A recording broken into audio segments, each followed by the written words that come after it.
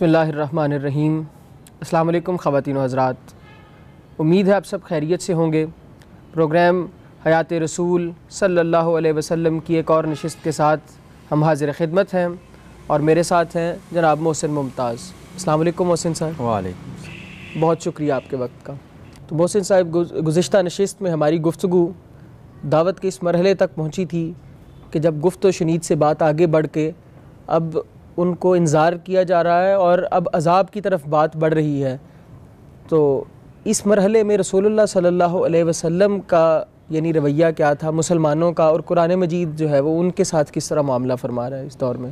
بسم اللہ الرحمن الرحیم۔ اس مرحلے میں قرآن مجید سے ہمیں یہ معلوم ہوتا ہے اللہ تعالیٰ کے نبی صلی اللہ علیہ وسلم قریش کے اس رویے سے کہ وہ ہٹ دھرمی پر ڈٹے ہوئے ہیں، آپ پریشان ہو جاتے ہیں۔ ظاہر ہے آپ ان کو پیغام دے رہے ہیں، ان کے ساتھ بھلائی کا ارادہ رکھتے ہیں، لیکن وہ ماننے کو تیار نہیں ہیں، اور ایک لمبا عرصہ گزر گیا اس سارے معاملے لمبا عرصہ گزر گیا ہے، تو آپ بعض اوقات بہت زیادہ پریشان ہو جاتے ہیں۔ آپ کے وجود سے یہ معلوم ہو رہا ہوتا ہے، کیونکہ اللہ تعالیٰ ہی اس بات کو جانتا ہے، دلوں کے حالات سے وہی کا آگاہ ہے، تو وہ اپنے نبی کو تسلی بھی دیتا ہے۔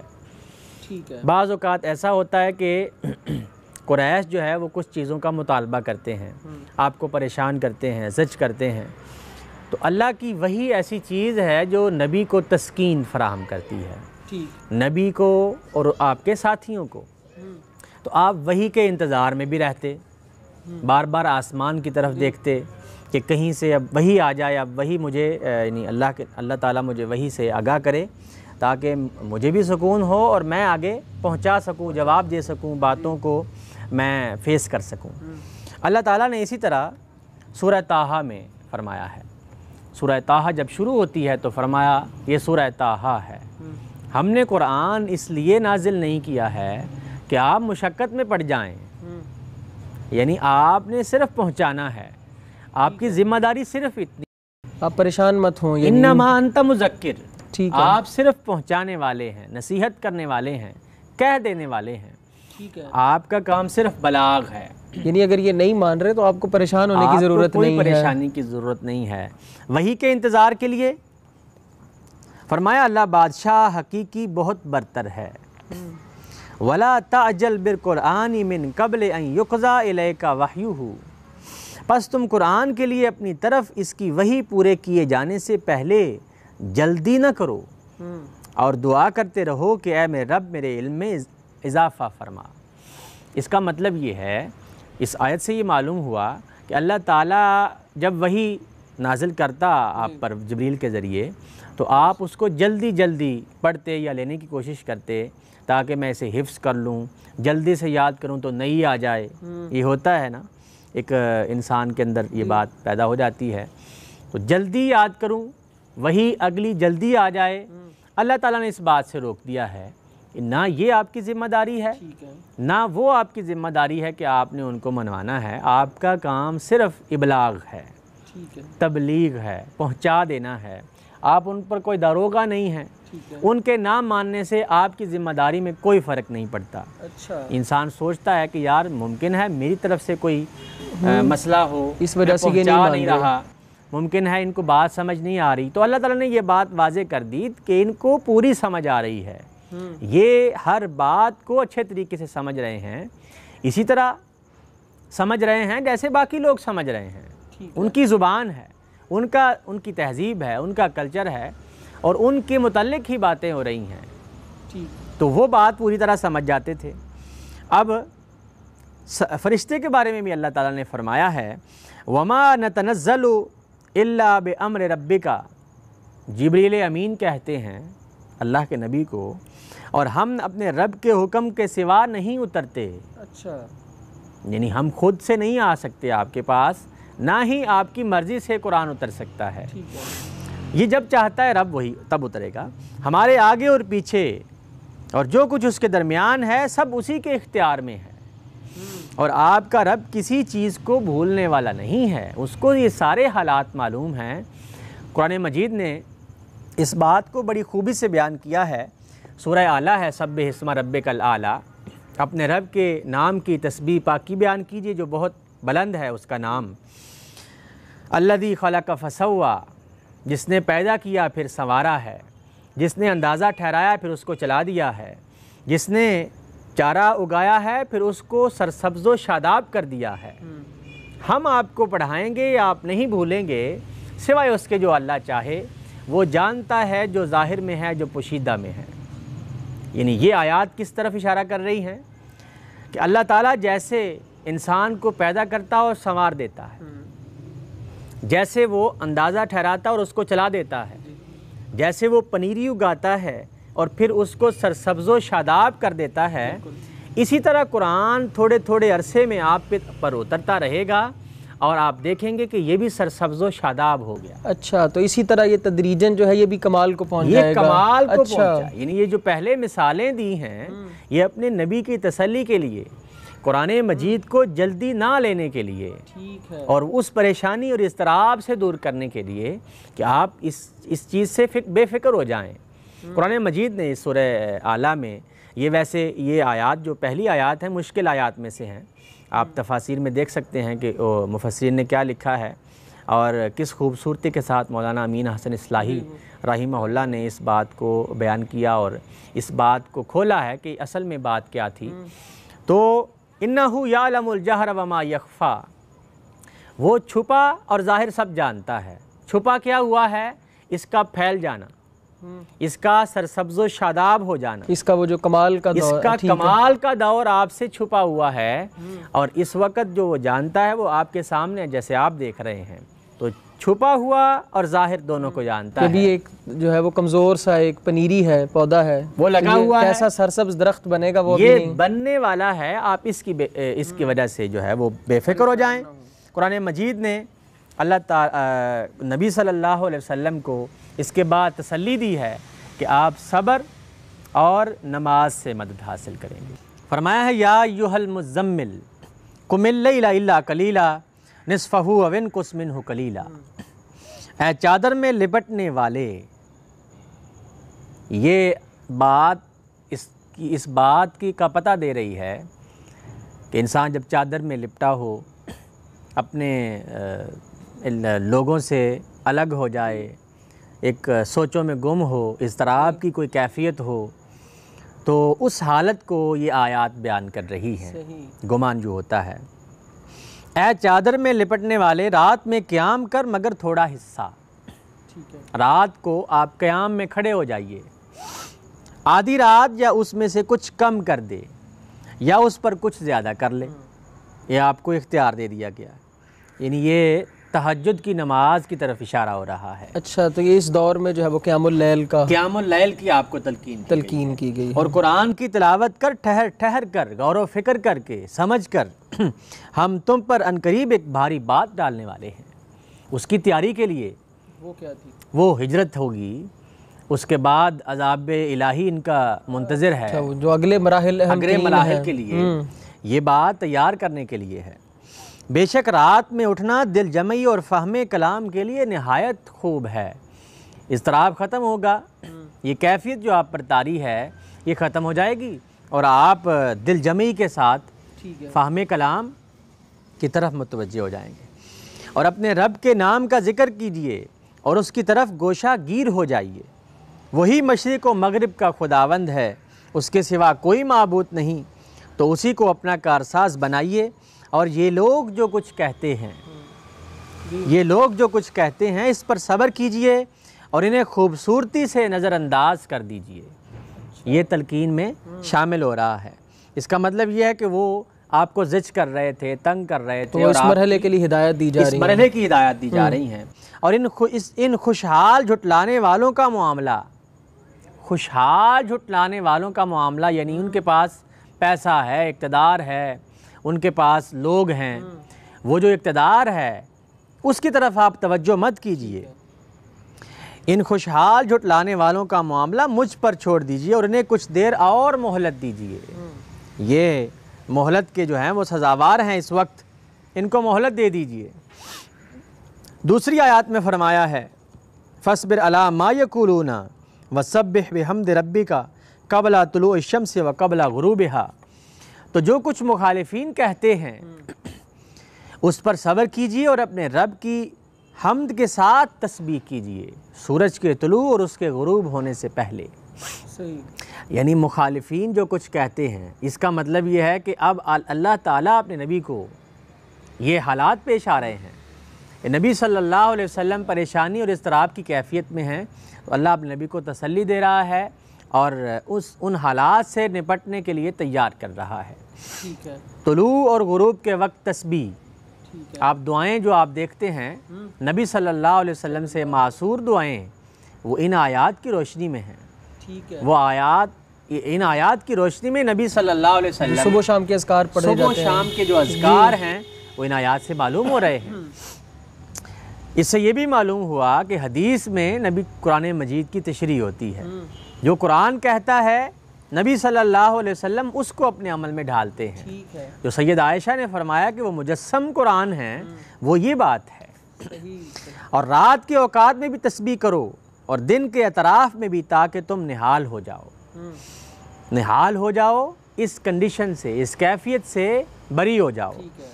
اور ان کی بعض جماعتوں کو آسائش زندگی کی جس رونق سے ہم نے ان کو آزمایا ہوا ہے، بہرہ مند کر رکھا ہے، ان کی طرف نگاہ نہ اٹھاؤ۔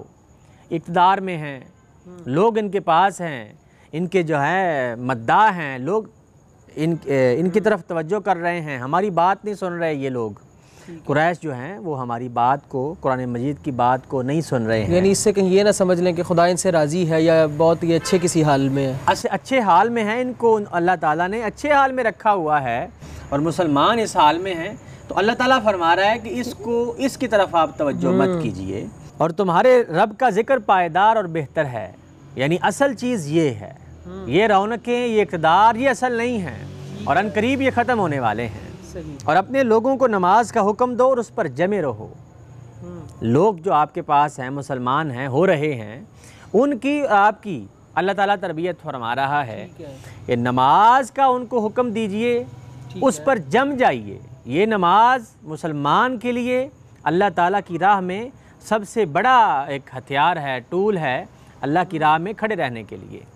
اللہ تعالیٰ اس بات کی تلقین فرما رہا ہے۔ دوسری آیات میں انسان کی تذکیر کر رہا ہے نا کہ ہم کس کے لیے کھڑے ہیں، یعنی خدا کی راہ میں، خدا کی راہ میں آپ کے اضطراب اور بے چینی کو ختم کرتا ہے کہ ہم یہ سب خدا کے لیے کر رہے ہیں، وہ ہمارے ساتھ وہ ہمارے ساتھ ہے۔ اس کی تسبیح بیان کیجئے۔ تو اللہ کا ذکر دلوں کو سکون دیتا ہے۔ اب ان حالات سے اللہ تعالیٰ اپنے نبی کو نکال رہا ہے، پس تم جمے رہو جیسا کہ تمہیں حکم ملا ہے۔ قرآنی وحی نبی صلی اللہ علیہ وسلم کی تسکین کا باعث بنتی، آپ کو جوش اور ولولے کے ساتھ پیغام پہنچانے پر ابھارتی ہے۔ اور وہ بھی جنہوں نے تمہارے ساتھ توبہ کی ہے اور کج نہ ہونا، یعنی مسلمان جو توبہ کر کے اسلام میں داخل ہوئے ہیں، ان کو آپ حکم دیجئے کہ جم جاؤ اسلام پر، ایمان پر، عقیدے پر، بے شک وہ جو کچھ تم کر رہے ہو اسے دیکھ رہا ہے۔ اور ان لوگوں کی طرف مائل نہ ہوئیے گا جنہوں نے ظلم کیا کہ تمہیں بھی دوزخ کے عذاب میں ڈال دیں گے، مائل کر لیں گے۔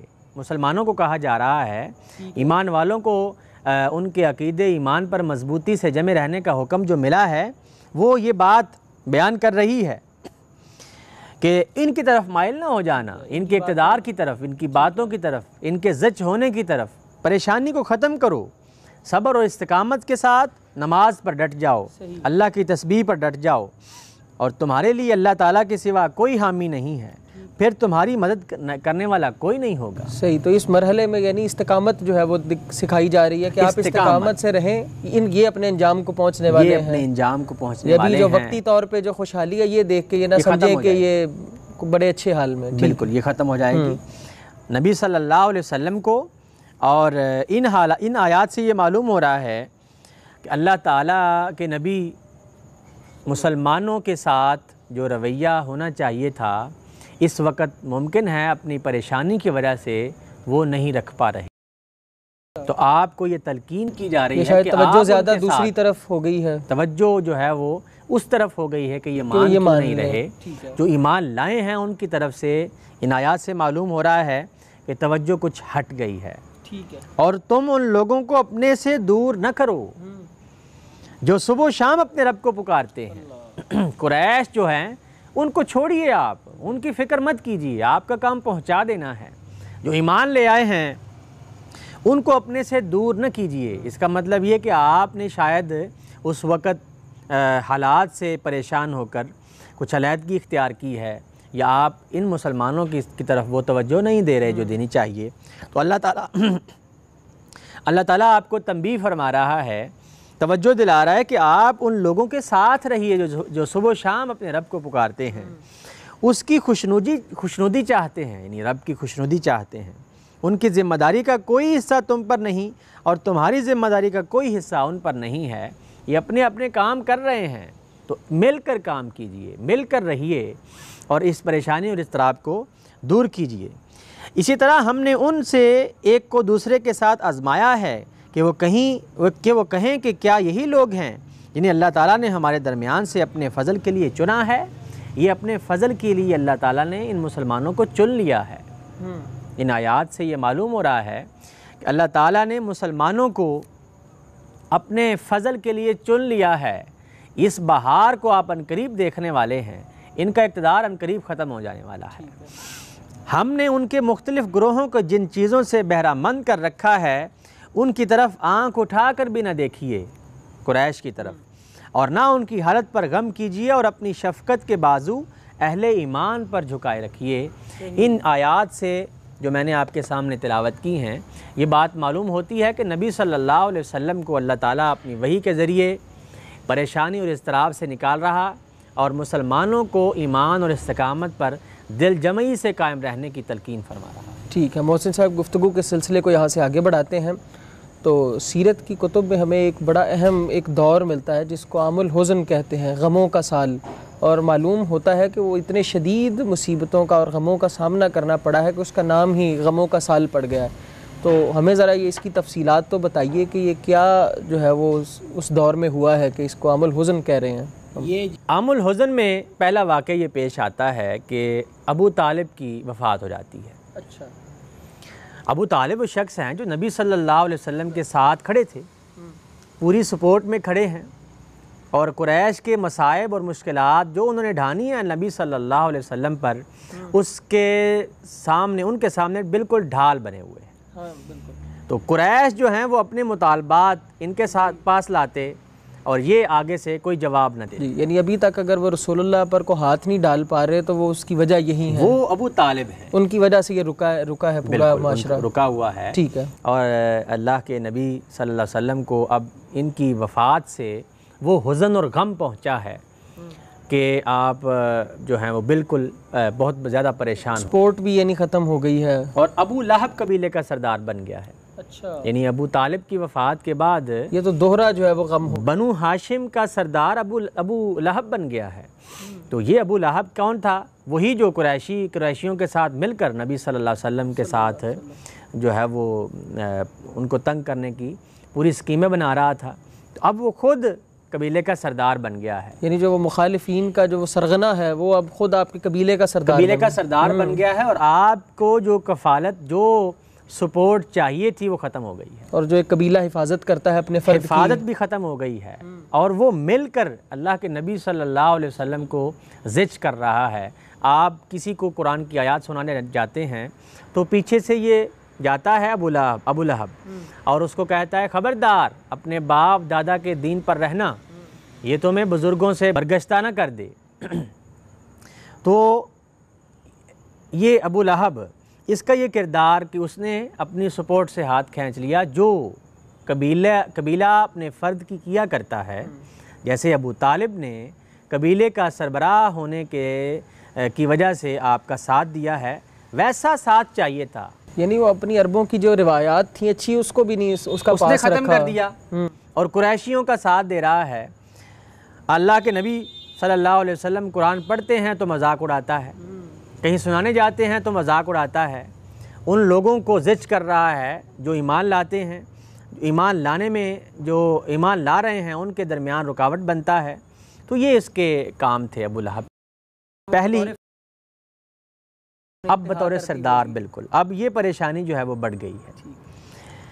دوسری پریشانی اس سال میں یہ پیدا ہوئی کہ سیدہ خدیجہ رضی اللہ عنہا کا انتقال ہو جاتا ہے، یعنی وہ بیوی جس نے اللہ کے نبی صلی اللہ علیہ وسلم کا پہلے دن سے ساتھ دیا ہے، ایمان لائی ہے، کسب معاش سے جو ہے وہ بے نیاز رکھا ہے۔ آپ اپنے دعوتی کاموں کو اپنے لحاظ سے جتنی آپ کر سکتے ہیں کر رہے ہیں۔ سب سے بڑا شاید سہارا ہی آپ کا جو ہے وہ سب سے بڑا سہارا ہے، غموں کا سہارا ہے، پریشانیوں میں آپ ساتھ ہیں، ان کو دلاسا دیتی ہیں۔ وہ تو ہم آغاز سے دیکھتے ہیں کہ آپ کو کس طرح انہوں نے دلاسا دیا ہے، تسلی دی ہے آپ کو۔ ان کو غموں کے ساتھ دلاسا دے رہی ہیں اور پریشانیوں کو دور کر رہی ہیں۔ ایک بیوی کا ساتھ ہوتا ہے۔ جی، بڑا خوبصورت وہ واقعہ بھی ہے نا جس میں آپ کہتے ہیں خدا آپ کو ضائع نہیں کرے گا، خدا آپ کو ضائع نہیں کرے گا، پریشان نہ ہوئیے۔ تو یہ الفاظ بتاتے ہیں کہ سیدہ خدیجہ انتہائی سلیم الفطرت اور بہترین عورت تھیں جو آپ کی زندگی میں آئیں اور آپ کی زوجہ کے لحاظ سے آپ کا ساتھ دیا ہے۔